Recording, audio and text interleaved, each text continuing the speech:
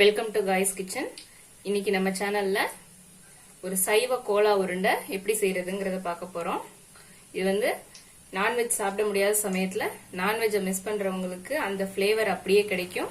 அது மட்டும் இல்லாம வெஜிடேரியன் சாப்பிட்றவங்களுக்கும் இது ஒரு நல்ல ஒரு ஹெல்த்தியான நல்ல கிறிஸ்பியான ஒரு ஸ்நாக்ஸாவும் இருக்கும்.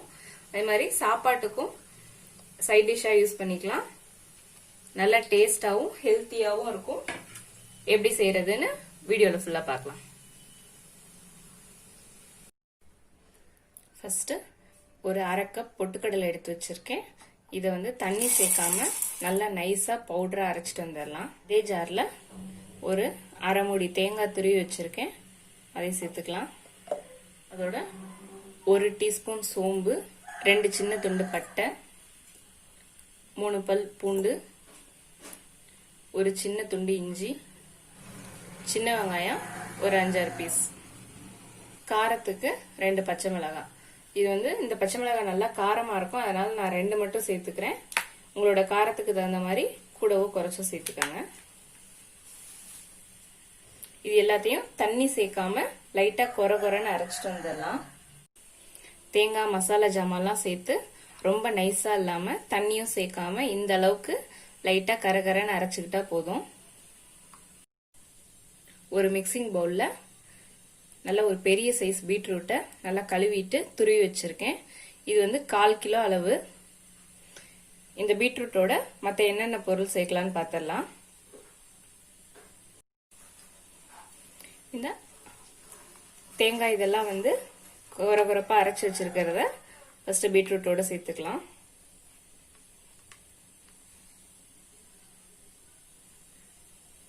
இது நம்ம தண்ணி சேர்க்காம தான் அரைச்சி வச்சிருக்கோம்.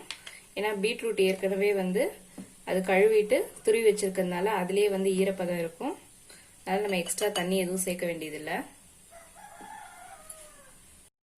இதோட நம்ம பவுடர் பண்ணி வச்ச பொட்டுக்கடலை மாவையும் சேர்த்துக்கலாம். இது நல்லா பெரிய டேபிள் ஸ்பூனுக்கு 2 இல்லைன்னா 3 டேபிள் ஸ்பூன், அது வந்து எப்படி திக்னஸ் இருக்கு, எந்த அளவுக்கு பீட்ரூட் தண்ணி விடுதுங்கிறத பொறுத்து சேர்த்துக்கலாம். இப்ப நான் 2.5 ஸ்பூன் போட்டிருக்கேன், தேவைப்பட்டா திரும்ப சேர்த்துக்கலாம்.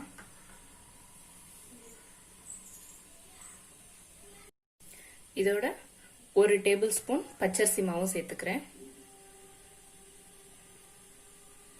இந்த பச்சரிசி மாவு சேர்க்கறதுனால நல்ல கிறிஸ்பியாவும் டேஸ்டாவும் இருக்கும். இப்ப இது எல்லாத்தையும் நல்லா கையிலேயே சேர்த்து நல்லா பிசைஞ்சுக்கலாம்.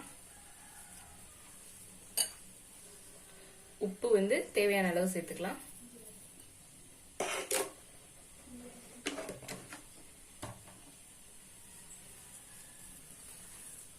எல்லாத்தையும் அந்த அரைச்ச மசாலா, பொட்டுக்கடலை பொடி, அரிசி மாவு எல்லாம் நல்லா பீட்ரூட்டோட நல்லா மிக்ஸ் ஆகுற அளவுக்கு நல்லா கையிலேயே எல்லா பக்கமும் பிசைஞ்சு விட்டுக்கலாம்.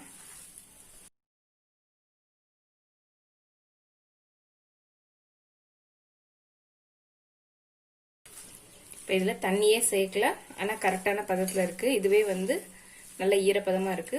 உருண்டை பிடிக்க வரதான்னு பாத்துக்கலாம். அது பிசுறு வராம உருண்டை பிடிக்க வந்தா இப்படியே விட்டுடலாம், இல்லைன்னா இன்னும் கொஞ்சம் பொட்டுக்கடலை மாவு சேர்த்துக்கலாம்.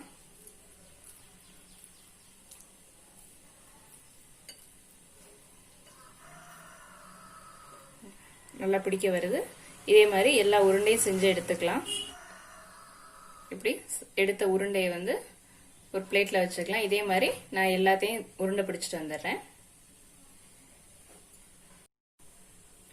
எல்லா உருண்டையும் பிடிச்சு ரெடி பண்ணியாச்சு. இப்போ ஸ்டவ்ல ஒரு பேன்ல எண்ணெய் காய வச்சிருக்கேன். எண்ணெய் சூடானதும் இதெல்லாம் எண்ணெயில போட்டு பொரிச்சுக்கலாம். எண்ணெய் நல்லா சூடாயிருச்சு. இப்போ ஸ்டவ்வை வந்து மீடியம் லோ ஃப்ளேம்ல வச்சுட்டு உருண்டைய கொஞ்சம் கொஞ்சமா போட்டு பொரிச்சு எடுத்துக்கலாம்.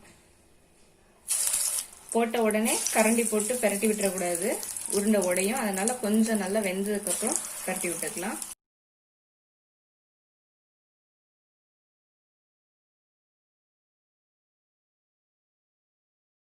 ஸ்டவ் ஃப்ளேம் வந்து ஃபுல்லா வச்சா மேல கருகிரும், உள்ள சரியா வேகாம போயிடும். அதனால மீடியம் ஃப்ளேம்லயே வச்சுட்டு நல்லா உள்ளேயும் வெளியேயும் நல்லா வெந்து கோல்டன் ப்ரௌனா மாறுற வரைக்கும் வேக விட்டுறலாம்.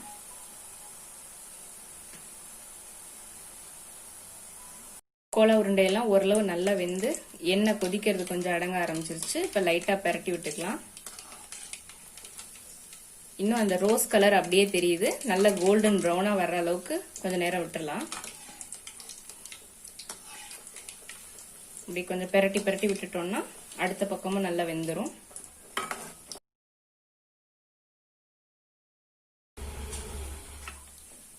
பீட்ரூட் கோலா நல்லா சூப்பரா கலர்ஃபுல்லா நல்லா கிறிஸ்பியா ரெடி ஆயிருச்சு. அப்படியே ஒரு பிளேட்டுக்கு மாத்திக்கலாம்.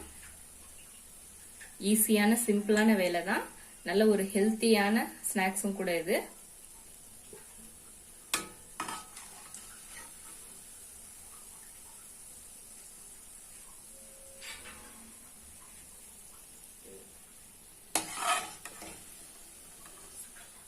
இதே மாதிரி மீதி உருண்டைகளே நான் போட்டு பொரிச்சு எடுத்துக்கிறேன். பாருங்க, நம்மளோட பீட்ரூட் கோலா உருண்டை சூப்பரா ரெடி ஆயிருச்சு. மேல நல்லா கிறிஸ்பியாவும் உள்ள சாஃப்டாவும் நல்லா கலர்ஃபுல்லாவும் இருக்கு. குழந்தைங்களுக்கு ஈவினிங் ஸ்நாக்ஸாவும் இதை செஞ்சு கொடுக்கலாம். ஈஸியாவும் செஞ்சிடலாம். நல்ல ஒரு ஹெல்த்தியான டிஷ்ஷும் கூட. மறக்காம வீட்டுல ட்ரை பண்ணி பாருங்க. இந்த வீடியோ உங்களுக்கு பிடிச்சிருந்தா லைக் பண்ணுங்க, ஷேர் பண்ணுங்க, கமெண்ட் பண்ணுங்க. இது வரைக்கும் காய்ஸ் கிச்சன் சேனலை சப்ஸ்கிரைப் பண்ணாதவங்க மறக்காம சப்ஸ்கிரைப் பண்ணிக்கோங்க. பக்கத்துல இருக்க பெல் ஐக்கானையும் பிரஸ் பண்ணிக்கோங்க. தேங்க்ஸ் ஃபார் வாட்சிங்.